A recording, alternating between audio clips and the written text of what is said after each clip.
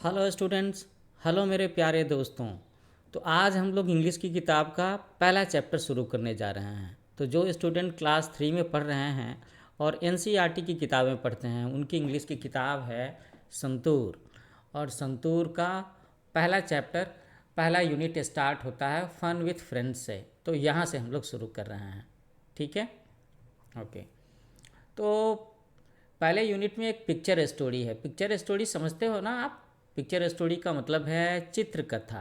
इसमें ना काफ़ी सारे पिक्चर्स होंगे और उसमें डायलॉग्स भी लिखे हुए रहते हैं। और इस तरह की चित्रकथाएं, इस तरह की पिक्चर स्टोरी कभी कभी ना इसे कॉमिक्स के नाम से भी जानते हैं। बच्चों को बड़ा अच्छा लगता है क्योंकि उन्हें बिल्कुल ऐसा फील होता है कि वो कैरेक्टर उनके सामने में मौजूद है और वही बोल रहा है, ऐसा फील होता है।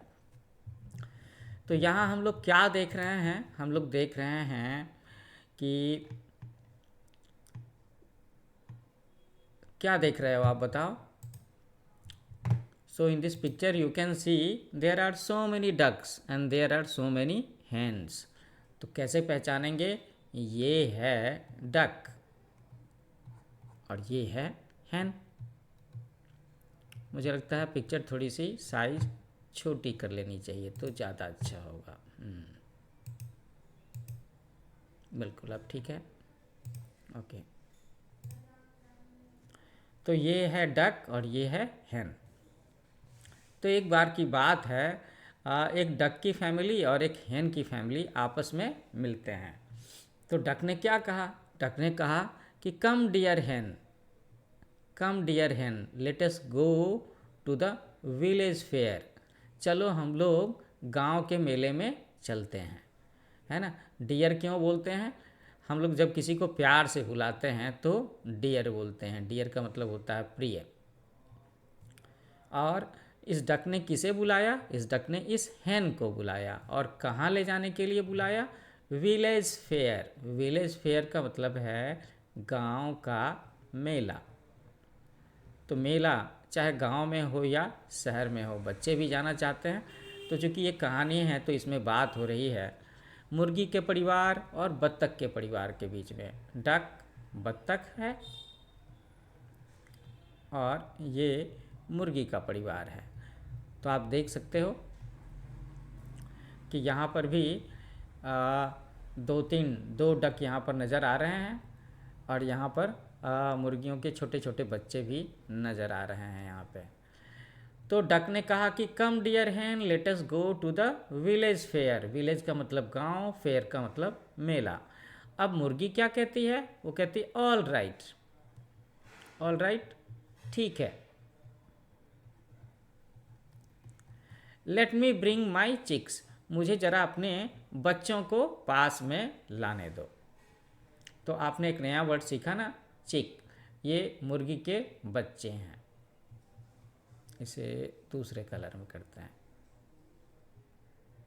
मुर्गी के बच्चों को हम लोग क्या कहते हैं? चिक कहते हैं। ठीक है। तो ये बातचीत शुरू हो रही है बत्तख के साथ में और मुर्गी के साथ में। तो बत्तख ने कहा कि come dear hen, let us go to the village fair, कि चलो हम लोग गांव के मेले में चलते हैं। और मुर्गी ने कहा कि ठीक है, मुझे ज़रा अपने बच्चों को लाने दो। तो मुर्गी के बच्चे को तो चिक कहते हैं, लेकिन बत्तख के बच्चे को, डक के बच्चे को क्या कहते हैं? आपके मन में ये सवाल उठना चाहिए। तो ये भी हम लोग जान लेते हैं ना। जो डक के बच्चे होते हैं, डक के किड्स, उसे हम लोग डकलिंग कहते हैं। और हेन के किड्स को हम लोगों ने क्या कहा? उसको हम लोगों ने कहा चिक। ठीक है। तो और भी जानवरों के बारे में हम सीखेंगे, हाँ, कि कुत्ते के बच्चे को क्या कहते हैं, बिल्ली के बच्चे को क्या कहते हैं, और ये सीखना चाहिए।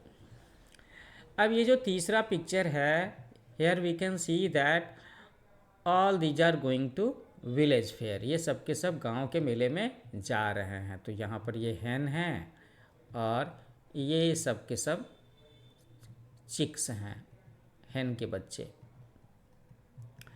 और ये डक है और ये सारे के सारे डकलिंग्स हैं, है ना। अब यहाँ पर हम लोग देख रहे हैं कि मुर्गी और मुर्गी के बच्चे आगे चल रहे हैं और बत्तख और उसके बच्चे पीछे चल रहे हैं। तो डक यहाँ पर अपने बच्चों से बोलती है कि कम डकलिंग्स लेट अस गो, कि आओ बच्चों हम लोग चलें, ऐसा कहा।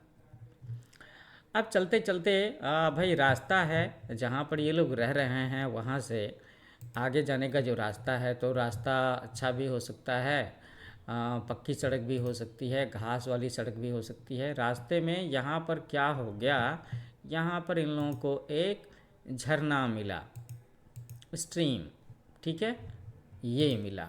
अब देखो तो झरना कैसे पार करेंगे सब के सब। हम लोग जानते हैं कि मुर्गी तो झरना में तैर नहीं सकती, हालांकि बत्तख आसानी से तैर सकती है। भगवान ने उसे ऐसा बनाया है कि डक्स, है ना, बत्तख आसानी से पानी में चल करके जा सकते हैं। उसके जो फीट होते हैं ना बड़े स्पेशल होते हैं। तो ये एक स्ट्रीम है, स्ट्रीम, पानी का झरना जिसमें पानी बहता रहता है। तो अब वो जो गांव है जिसमें मेला लगा है ना, वो इस झरने के उस पार का गांव है। तो यहाँ पर खड़े होकर के ये मुर्गी सोच रही है और डक भी सोच रहे हैं। तो ये दोनों के दोनों सोच रहे हैं और बच्चे क्या बोल रहे हैं, we have reached the stream. Stream मैंने बताया झरना, और एक वर्ब है यहाँ पर रीच। रीच का मतलब होता है पहुँचना।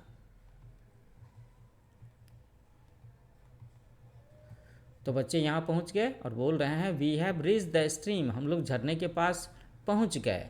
अब यहाँ पर मुर्गी बोलती है I cannot swim. Swim, swim का मीनिंग होता है तैरना, होता है ना, बिल्कुल। वो बोलती है I cannot swim, how shall we cross the stream, कि हम लोग इस झरने को कैसे पार करेंगे। क्रॉस, क्रॉस का मीनिंग है पार करना। यहाँ पर एक और चीज़ हम लोग सीखेंगे। जब यह मुर्गी बोलती है आई कैनॉट स्विम, मैं तैर नहीं सकती, how shall we cross the stream, हम लोग झरने को कैसे पार करेंगे। तो ये जो डक है ना, मम्मा डक, वो बोलती है आई हैव ए प्लान, मेरे पास एक आइडिया है, मेरे पास एक प्लान है, ऐसा बोलती है।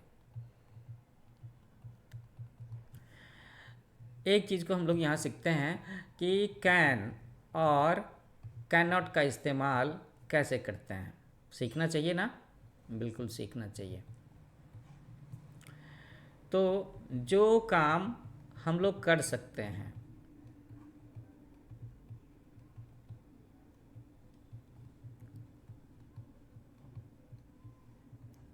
जो काम हम कर सकते हैं तो हम लोग बोलेंगे I can, I can eat, I can play,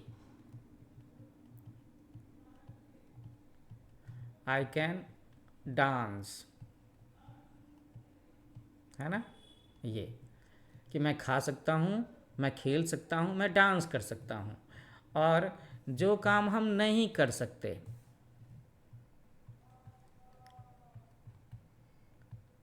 जो काम नहीं कर सकते,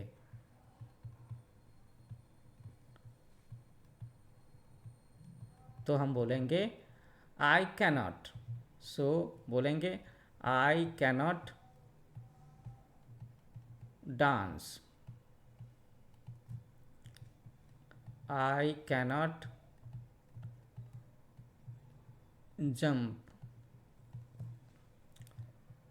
आई कैनॉट ड्रॉ। तो एक चीज़ मैंने सिखाया ना कि हम लोग कैन और कैन नॉट का यूज कैसे करते हैं। जो काम हम कर सकते हैं तो उसके साथ बोलेंगे I can eat, I can play, I can हमारा ज़रूरी होगा। और जो काम हम नहीं कर सकते तो उस केस में हम बोलेंगे आई कैन नॉट। तो इस पेज में ये हुआ कि भाई मुर्गी और बत्तख का परिवार, इन दोनों की जो फैमिली है जिसमें मुर्गी है, उसके बच्चे हैं, बत्तख है, उसके बच्चे हैं, ये सब मेला देखने जा रहे हैं। झरने के पास आ जाने के बाद बच्चे बोलते हैं कि we have reach the stream, और हेन बोलती है आई कैनॉट स्विम, मुझे तैरना नहीं आता, मैं नहीं तैर सकती, तो हम लोग इस झरने को कैसे पार करेंगे। तो यहाँ पर ये बत्तख, ये जो मम्मा डक है, वो बोलती है कि आई हैव ए प्लान, मेरे पास एक प्लान है। अब देखो कैसा प्लान है। तो वो प्लान क्या दिख रहा है, ये प्लान क्या दिख रहा है, कोई बच्चा मुझे बता सकता है क्या कि मम्मा डक ने क्या प्लान बनाया। देखो, तो इस प्लान के बारे में लिखा तो नहीं है, लेकिन इसके विजुअल्स हैं, है ना, पिक्चर है। तो प्लान ये है, प्लान क्या था, प्लान था डक या डकलिंग तैर सकते हैं,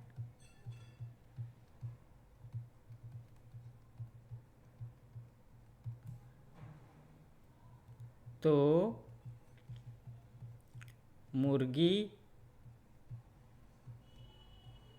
और उसके बच्चे क्या करेंगे, डक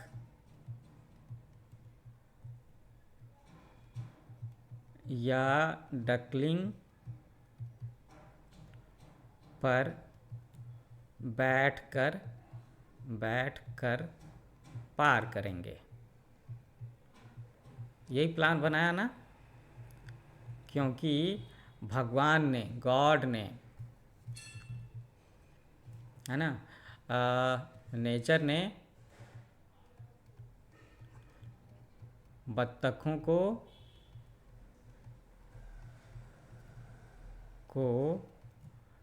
स्विम करना सिखाया है है ना, सिखाया है।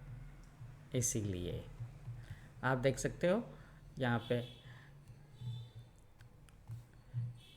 है ना, ये एक डकलिंग है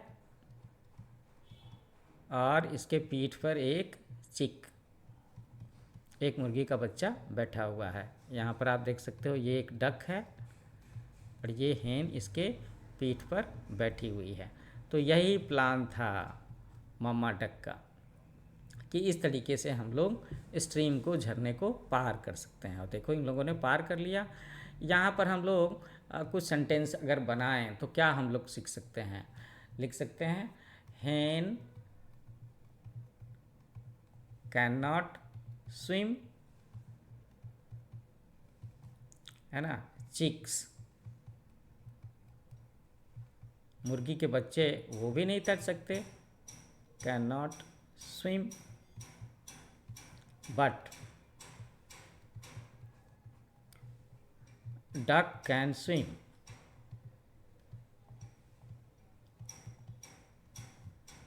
ducklings can swim,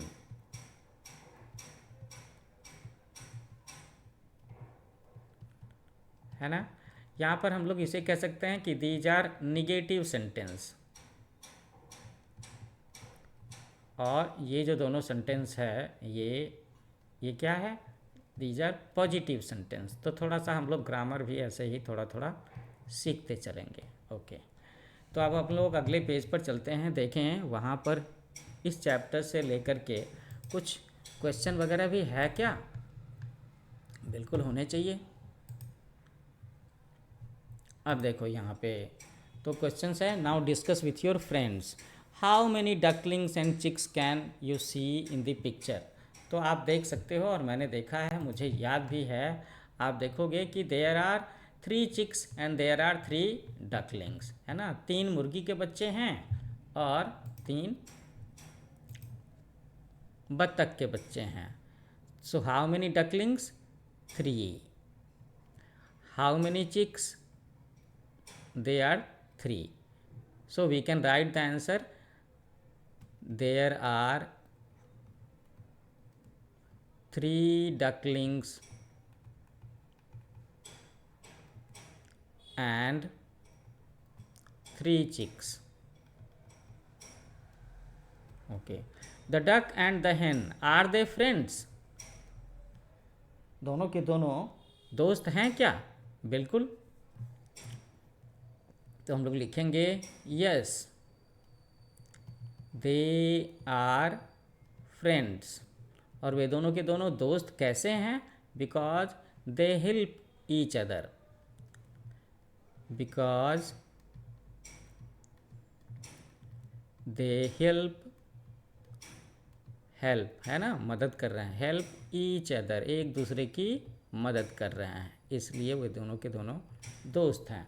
how did the hen and the chicks cross the stream, है ना, कि मुर्गी ने और मुर्गी के बच्चियों ने कैसे पार किया? तो आंसर होगा डक्स कैन स्विम। ठीक है, तो hen and chicks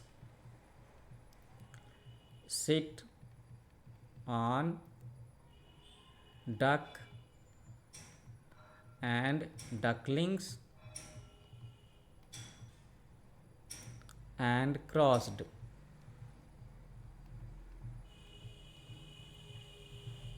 the stream, झरने को पार कर लिया आसानी से। Have you ever help your friend, how did you help? तो अब ये सवाल तो बच्चे ये आपको खुद से करना पड़ेगा कि आप अपने दोस्तों की मदद कैसे करते हो, हाउ डू यू हेल्प। तो मेरे ख्याल से बच्चे कैसे मदद करते हैं, तो बच्चे ना उन्हें स्टेशनरी देते हैं। कभी किसी का पेन पेंसिल टूट जाए, इरेजर गुम हो जाए, तो ये उसे दे देते हैं, लेंड देम स्टेशनरी। और कई बार अगर कोई बच्चा, कोई आपका दोस्त खाना ना लाया हो, टिफ़िन भूल गया हो, तो उसके साथ में टिफ़िन शेयर भी करते हैं, ऐसे मदद करते हैं उसकी। Okay. Did you feel happy to help your friend, क्या आपको अपने दोस्त को मदद करने में अच्छा लगता है? Yes I feel happy. अब हम लोग देखते हैं यहाँ पर मैच करने का सवाल है, तो इसे करते हैं।